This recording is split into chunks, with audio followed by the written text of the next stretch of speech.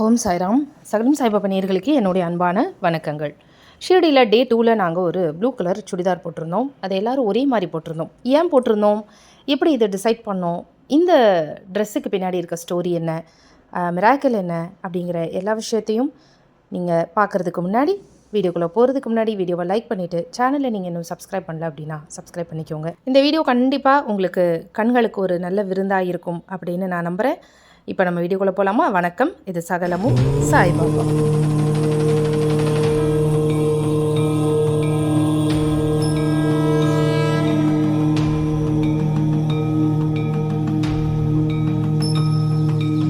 இந்த ட்ரெஸ்ஸை பற்றின டீட்டெயில்ஸ் அண்ட் மிராக்கிள்ஸ் ஏற்கனவே நான் வீடியோவாக ஷேர் பண்ணியிருக்கேன். பார்க்காதவங்க டிஸ்கிரிப்ஷனில் போய் பாருங்கள்.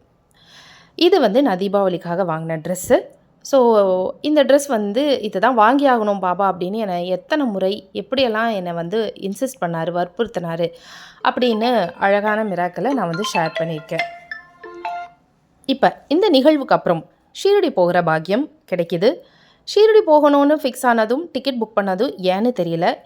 ஏன் உள் மனசு எனக்கா தோணுது, நம்ம ஏன் பொண்ணுங்க எல்லோரும் சேர்ந்து ஒரே மாதிரி இந்த ட்ரெஸ்ஸை போட்டு போகக்கூடாது. ஏன்னா பாபாவுக்கு இது ரொம்ப பிடிச்ச ட்ரெஸ்ஸாக இருக்குது. அவருக்கு பிடிச்ச ட்ரெஸ்ஸை போட்டுட்டு போனால் என்ன அப்படின்னு உண்மையாக பாபா சொல்லலை, எனக்காக தான் தோணுது, எனக்கு தான் தோணுச்சு. அப்போ நான் நம்ம ஃப்ரெண்ட்ஸ் கிட்டையெல்லாம், நான் பொண்ணுங்ககிட்டையெல்லாம் சொல்கிறேன், நம்ம எல்லோரும் ஒரே மாதிரி ட்ரெஸ் போட்டு துவாரகாமாய் வாசலில் நின்று ஒரு குரூப் ஃபோட்டோ எடுத்தால் என்ன அப்படின்னு நான் சொல்கிறேன். ஐடியா நல்லா இருக்குன்னு பொண்ணுங்க எல்லோரும் ஒத்துக்கிறாங்க. எல்லாருமே ஆன்லைனில் இந்த ட்ரெஸ்ஸை ஆர்டர் போடுறாங்க. ஆர்டர் போட்ட அன்னைக்கு ஒரு 2 நாளில் பார்த்திங்கன்னா ரம்யா சகோதரிக்கு ஒரு கனவு வருது. அவங்களுடைய கனவில் நாங்கள் எல்லோரும் இந்த ஒரே கலர் ப்ளூ கலர் ட்ரெஸ்ஸில் இருக்கிற மாதிரியும், துவாரகாமாயில் பாபா எங்கள் எல்லாத்தையும் வரிசையாக உட்கார வச்சு வாழையில போட்டு விருந்து போடுறாரு அப்படிங்கிற மாதிரியான ஒரு கனவு அவங்களுக்கு வருது. அதை அவங்க எனக்கு வாய்ஸ் மெசேஜாக அனுப்புகிறாங்க. அதில் ரொம்ப முக்கியமாக என்னென்னா, ஒவ்வொருத்தரும் யாரெல்லாம் எந்தெந்த விரதத்தை கடைபிடிச்சிக்கிட்டு இருக்காங்களோ அந்தந்த பொருட்களை தான் அவர் இலையில் வைக்கிறாரு. உதாரணமாக என்னுடைய இலையில் அவர் வச்சது கத்திரிக்காவும் பாவக்காயும். அதே போல் கூட வந்த பொண்ணுங்க யாரெல்லாம் என்னென்ன விரதம் கடைப்பிடிச்சிக்கிட்டு இருந்தாங்களோ அதே பொருளை தான் அவர் இலையில் வைக்கிறாரு. இதில் ஒரு உண்மையை சொல்லி ஆகணும். இந்த கனவு வர்ற வரைக்குமே நான் கோதுமை விரதமும் சர்க்கரை விரதம் தான் கடைப்பிடிச்சிக்கிட்டு இருந்தேன். ஆனால் எப்போ உங்களுடைய வாழை இலையில் பாபா ரோட்டி, இனிப்பு, கத்திரிக்காய், பாவக்காய் இந்த 4ஐயும் உங்களோட வாழை இலையில் அவர் வச்சாரு அப்படின்னு சொன்னதும் நான் உடனே டிசைட் பண்ணுறேன், நம்ம கோதுமை சர்க்கரை விரதம் இருக்கிறோம். ஸோ இனிப்பும் ரோட்டியும் என் இலையில் வச்சுருக்காரு. ஆனால் கத்திரிக்காயும் பாவக்காயும் ஏன் வச்சாரு அப்படின்னா, அப்போ தான் எனக்கு புரியுது, நம்ம நியாயமாக கத்திரிக்காயும் பாவக்காயும் விரதமும் தான் இருக்கணும். ஏன்னா எனக்கு அது ரொம்ப பிடிக்கும் அப்படின்னு பாபாவுக்கு தெரிஞ்சிருக்கு. ஸோ நான் அந்த கனவு அந்த நாள்லேருந்து நான் கத்திரிக்காயும் பாவக்காயையும் ட்ராப் பண்ணுறேன். இப்படி தான் இந்த விரதம் எனக்கு தொடங்குச்சு. இதுக்கப்புறம் அவங்க சொன்ன ஒரு விஷயம் என்ன அப்படின்னா, இந்த துவாரகாமாயில் எல்லாருக்கும் விருந்து முடிச்சதுக்கப்புறம் பாபா என்னோட தோளில் ஒரு கையும் ரம்யாவுடைய தோளில் ஒரு கையையும் போட்டு எங்களை பிரிய மனம் இல்லாமல் கண் இல்லாமல் ஒரு மாதிரி குளமாயி அவர் நிற்கிறாரு அப்படின்னும், உங்களோட இந்த குரூப் ட்ரெஸ் ரொம்ப நல்லா இருக்குது அப்படின்னும் கனவுல சொன்னாருக்கா அப்படின்னு அவங்க சொன்னாங்க. இந்த கனவு வந்ததுக்கப்புறம் எனக்கு ஒரு விஷயம் புரிஞ்சு போச்சு. என்னென்னா, இந்த ட்ரெஸ்ஸை நம்ம எல்லாரும் சேர்ந்து போட்டு போகலாம் அப்படின்னு எடுத்த அந்த முடிவு சரியான முடிவு தான் அப்படின்னு எனக்கு புரியுது. இப்போ நம்ம முக்கியமான மிராக்கிளுக்கு வரலாமா?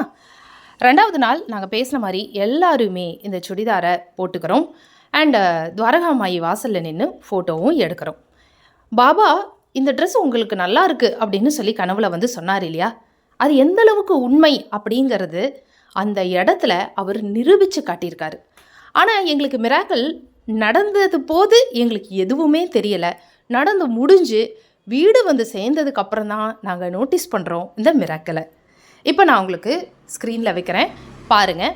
நாங்கள் எல்லோரும் சேர்ந்து துவாரகாமாய் வாசலில் பிளான் பண்ண மாதிரியே நின்று எடுத்த ஒரு புகைப்படம் தான் இந்த புகைப்படம்.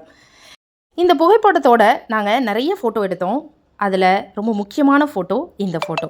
இந்த ஃபோட்டோவை கொஞ்சம் ஒத்து கவனித்து பாருங்கள். உங்களுக்கு இந்த ஃபோட்டோக்கு நடுவில் புதுசாக யாரையாவது கண்ணுக்கு தெரியுதா? எஸ், எங்கள் யாருக்குமே தெரியலை. இந்த ஃபோட்டோக்கு பின்னாடி பாருங்கள், ஒரு வயசானவர் கரெக்டாக எங்கள் கூட நின்று கேமராவுக்கு போஸ் கொடுத்துக்கிட்டு இருக்காரு. அங்கேயே நின்று ஃபோட்டோ எடுத்துக்கிட்டு இருக்கேன். எங்கள் யாருக்குமே அப்போ தெரியவே இல்லை. இன்ஃபேக்ட் பக்கத்தில் நின்றுக்கிட்டு இருக்கிற பொண்ணுங்களுக்கு கூட அவர் பக்கத்தில் நின்னது தெரியவே இல்லை. எல்லாருமே மும்முரமாக நாங்கள் கேமராவுக்கு போஸ் கொடுத்துக்கிட்டு இருக்கோம். ஆனால் பாருங்கள், எங்கள் கூடவே ஒரு வயசானவர் நின்று ஃபோட்டோ எடுத்துக்கிட்டு இருக்காரு. அது எங்கள் யாருக்குமே தெரியலை. ஃபோட்டோவையும் நாங்கள் பார்க்கல, வீட்டுக்கு வந்ததுக்கப்புறம் தான் பார்த்தோம். ஏன்னா எங்கள் கூட நின்று எடுத்தது, ஃபோட்டோ எடுத்துக்கிட்டது யாருன்னு பார்த்தா சாக்ஷாத் பாபாவே தான். எந்த பொண்ணுங்களுக்கும் தெரியலை இவர் எப்போ வந்து நின்னார், எப்போ எடுத்துக்கிட்டாரு. அடுத்த ஃபோட்டோவில் அவர் காணோம். நான் எல்லா ஃபோட்டோஸையும் செக் பண்ணிட்டேன். இத்தனை ஃபோட்டோவில் 2 ஃபோட்டோவில் தான் அவர் இருக்கார். அதுதான் எப்படி வந்தார், எங்கேருந்து வந்தார் எதுவுமே எங்களுக்கு தெரியலைங்க. உண்மையாக இந்த வழியில் அவர் இப்போ சப்போஸ் நாங்கள் வழியை மறைச்சிக்கிட்டு நிற்கிறோம் அப்படின்னா அவர் வந்து தலையை அந்த பக்கம் இந்த பக்கம் எங்காவது அவர் திரும்பி நின்றுட்டுருக்கணும் இல்லையா? இல்லைன்னா கொஞ்சம் வழி விடுங்க அப்படின்னு சொல்லிட்டு போயிருக்கணும். ஆனால் அவரை பார்த்தா வழி தவறி அந்த இடத்துக்கு வந்த மாதிரி தெரியலை. ஏன்னா அவர் சாக்ஷாத் எங்கள் கூடவே நின்று ஸ்ட்ரைட்டாக கேமராவை பார்த்துட்டு இருக்காரு. கரெக்டாக கேமராவை பார்த்து நின்று போஸ் கொடுக்குறாரு. அதுவும் அவர் நின்ன இடம் பாருங்கள், மொத்த குரூப்புக்கும் கரெக்டாக நடுவால் நிற்கிறாரு. ஏன்னா அவர் தான் எங்கள் தலைவராச்சே. தலைவன் என்றைக்குமே நடுவால் தான் இருக்கணும். அண்டு பாபாவோடைய ஹைட்டு தான் இவரோட ஹைட்டு. 6 அடி உயரம் தெரிகிறாரு. எல்லார்த்த விட அவர் ஹைட்டாக இருக்கார். இந்த பாபாவை நாங்கள் வீட்டுக்கு வந்ததுக்கப்புறம் தான் பார்த்தோம். இவர் எப்போ வந்து நம்ம கூட நின்று ஃபோட்டோ எடுத்தார் அப்படின்னு எங்களுக்கு தெரியவே இல்லை. அப்போ தான் எனக்கு அந்த கனவு ஞாபகம் வந்தது. இந்த ட்ரெஸ் நல்லா இருக்குது அப்படின்னு பாபா சொன்னார் அப்படின்னு சொன்னது உண்மை. அவருக்கு உண்மையாலுமே இந்த ட்ரெஸ் பிடிச்சி போனதுனால தான் இந்த 3 நாளில் இந்த ட்ரெஸ் போட்டு நாங்கள் என்றைக்கு ஃபோட்டோ எடுத்தோமோ அன்னைக்கு தான் அவர் எங்கள் கூட குரூப் ஃபோட்டோ எடுத்துக்கிட்டாரு. அண்ட் வேறு எந்த ஃபோட்டோலையுமே அவர் இல்லை. துவாரகாமாய் வாசலில் நின்று நம்ம குரூப் ஃபோட்டோ எடுக்கணும் அப்படின்னு ஐடியாவோடு தான் நாங்கள் போனோம், எடுத்துக்கிட்டோம். ஆனால் எங்கள் கூட குரூப் ஃபோட்டோவில் பாபாவும் வந்து நிற்பாருங்கிறது நாங்கள் எதிர்பார்க்காத ஒரு இன்ப அதிர்ச்சி. இவருடைய முகம், இந்த வயதானவர் பாபாவுடைய இந்த முகம் எந்த பாபாவோட மேட்ச் ஆகுது அப்படின்னு பாருங்கள். பிக்ஷா பாபாவுடைய ஃபோட்டோ கூட எக்ஸாக்டாக இந்த முகம், இந்த கெட்டப் மேட்ச் ஆகுது. இந்த ஃபோட்டோவை பாருங்கள். கீழே இருக்கிற பிக்ஷா பாபாவும் மேலே இருக்கிற பாபாவும் முகம், அந்த கெட்டப், தலையில் போட்டுருக்க அந்த முக்காடு வரைக்கும் எல்லாமே அப்படியே பிக்சர் பர்ஃபெக்டாக மேட்ச் ஆகுது. தாடி முதல் கொண்டு வெள்ளை கலரில் எல்லாமே பர்ஃபெக்டாக மேட்ச் ஆகுதுங்க. முகம் கூட அப்படியே ஒரே மாதிரி இருக்குது. ஸோ இத்தனை ஃபோட்டோவில் மொத்தம் 2 ஃபோட்டோவில் தான் அவர் இருக்கார். 2 ஒரே மாதிரி தான் இருக்குது பார்க்க. இது எப்போ நடந்தது, எப்படி நடந்தது அப்படின்னு தெரியல. இன்னொரு ஃபோட்டோவில் அவர் முகம் வந்து திரும்பி இருக்குது, தலை திரும்பி இருக்குது. அதாவது எடுத்துகிட்டு போகிறாரு போல். அவ்வளோதான், அதோடு முடிஞ்சுது. இந்த ஒரு நிகழ்வு நாங்கள் எதிர்பார்க்காத நிகழ்வு. இந்த ட்ரெஸ் போட்டு போகணும் அப்படின்னு எடுத்த முடிவு சரியானது. அண்டு பாருங்கள், அவர் நின்றுருக்க இடம் கரெக்டாக கோபுரத்துக்கு கீழே. பின்னாடி பாருங்கள், அவர் கரெக்டாக அவரோட தலை மேலே கோபுரம் இருக்குது. கோபுரத்துக்கு நேர் கீழே தான் அவர் கரெக்டாக நிற்கிறாரு. அண்டு இந்த ட்ரெஸ் அவருக்கு பிடிச்சிருக்கு அப்படின்னு அவர் ப்ரூஃப் பண்ணிட்டார். ஏன்னா நாங்கள் எல்லோரும் என்றைக்கு அதை ஒன்றா போட்டு நிற்கிறோமோ அன்றைக்கி தான் அவர் எங்கள் கூட ஃபோட்டோ எடுத்திருக்காருங்கிற போது ரொம்ப ரொம்ப சந்தோஷமாக இருக்குது. அடுத்து நாங்கள் சாய் தீர்த்துக்கு போனோம். அங்கே எனக்கு பாபா என்ன கொடுத்தாரு தெரியுங்களா? நான் பாபாவுக்கு அத்தர் வாங்கிட்டு போனேன்ல, உங்கள் எல்லாருக்கும் தெரியும். அவர் அத்தர் கேட்டார் எனக்கு வேணும் அப்படின்னு.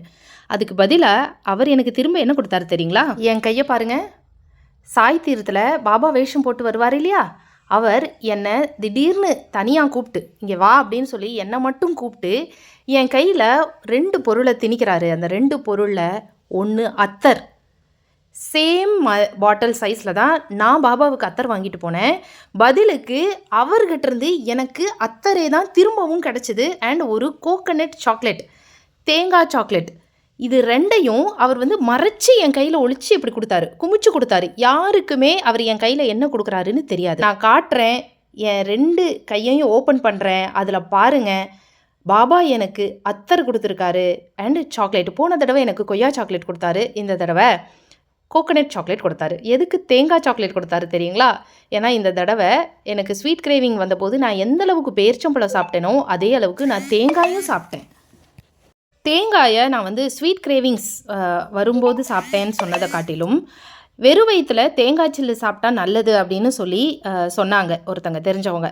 அதனால் குடலுக்கு நல்லதுங்கிறதுனால நான் கிட்டத்தட்ட ஒரு 2-3 மாதமாகவே முடிஞ்ச அளவுக்கு வெறும் வயிற்றில் தேங்காய் சில்லை வந்து கட் பண்ணி சாப்பிட்டுக்கிட்டு இருக்கேன். எனக்கு அதுக்காக தான் அவர் தேங்காய் சாக்லேட்டை கொடுத்துருக்காருன்னு ரொம்ப லேட்டாக தான் புரிஞ்சுது. பாபாவுடைய செயல்கள் எதுவுமே அப்போதைக்கு புரியாதுங்க, லேட்டாக தான் புரியும். அண்ட் பாருங்கள், அத்தர் வேணும் அத்தர் வேணும்னு என்னை போட்டு நச்சினார். சொன்னது போலவே அத்தர் வாங்கிட்டு போனேன். பதிலுக்கு எனக்கு திரும்பவும் அவர் அத்தரையே எனக்கு பதிலாக தருவார் அப்படின்னு நான் நினச்சி கூட பார்க்கல. சந்தோஷமாக வாங்கியாச்சு. என் முகமெல்லாம் பார்த்தீங்களா எவ்வளோ சிரிப்புன்னு. அடுத்தது last but not least, Dwaraka மாயில் எல்லாத்தையும் வரிசையாக உட்கார வச்சு விருந்து வச்சாரு அப்படின்னு அந்த கனவு சொன்னாங்க இல்லையா? இந்த கனவு நடக்கும்னு நினச்சிட்டு போனேன். நடக்கவே இல்லை. அது எப்படி ஷிரடியில் நம்மளை மட்டும் தனியாக கூப்பிட்டு விருந்து வைப்பாரோ அப்படின்னு ஆசைப்பட்டுக்கிட்டே போனேன். நடக்கவே இல்லைங்க. ஆனால் அதுக்கு பதிலாக அவர் ஒரு அற்புதமான விஷயத்தை நிகழ்த்தி காட்டினார். சொன்னதை செய்வாருங்க, செய்யாமல் விடுவாரா பாபா? என்ன தெரியுங்களா? எங்கள் கூட வந்த ஒரு சகோதரி எங்கள் எல்லாருக்குமே ஒரு பாபாவுடைய புகைப்படத்தை கிஃப்ட் பண்ணாங்க. அந்த புகைப்படம் என்னன்னு நீங்கள் பார்க்குறீங்களா?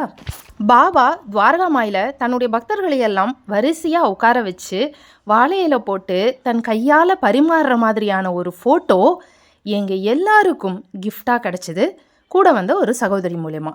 அது எப்படி வாங்கினாங்க அப்படின்னு தெரியலை. அவங்களுக்கு எல்லாருக்கும் இதை கொடுக்கணும்னு தோணியிருக்கு. ஒருத்தர் விடாமல் எல்லாருக்கும் இதை கிஃப்ட் பண்ணியிருக்காங்க. இதுதான் இந்த மிராக்கலுடைய பெஸ்ட் எண்டிங் அப்படின்னு சொல்லுவேன். இந்த ஃபோட்டோ வந்ததுக்கு அப்புறம் தான் எனக்கு புரிஞ்சுது இந்த ஃபோட்டோ ஏன் வந்தது அப்படின்னு. பிகாஸ் 2 மாதத்துக்கு முன்னாடியே இது கனவாக வந்துருச்சு. அண்ட் வந்த கனவை இந்த நினைவு பரிசு மூலயமா நிஜமாக்கியிருக்காரு பாபா. ஒவ்வொரு முறையும் ஷிரடி போகும்போது ஏதாவது ஒரு நினைவு பரிசு கொடுக்குறாரு. அந்த நினைவு பரிசை வச்சு தான் ஒரு மிராக்கலையே நடத்துகிறாருன்னு சொல்லணும். இதுதான் இந்த ப்ளூ ட்ரெஸ்ஸுக்கு பின்னாடி இருக்க சூப்பரான ஒரு அற்புதம். ஆக மொத்தம் இந்த ட்ரெஸ் வாங்கி போட்ட எங்கள் எல்லாருக்குமே ரொம்ப ரொம்ப சந்தோஷம். அதில் ரொம்ப ஹாப்பி எப்போனா பாபா எங்கள் கூட குரூப் ஃபோட்டோ எடுத்துக்கிட்டது தான். இந்த மிராக்கல் கண்டிப்பாக உங்களுக்கு பிடிச்சிருக்கும் அப்படின்னு நான் நம்புகிறேன். இன்னும் எக்கச்சக்கமான மிராக்கல்ஸ் காத்திருக்கு. இணைந்திருங்கள். எப்படி இருந்துச்சுன்னு சொல்லி கமெண்ட் பண்ணுங்கள். மீண்டும் நம்ம இன்னொரு வீடியோவில் சந்திக்கலாம். நன்றி, வணக்கம். ஓம் சாய்ராம். ஸ்ரீ சாயியை பணிக, அனைவருக்கும் சாந்தி நிலவட்டும். ஜெய் சாய்ராம்.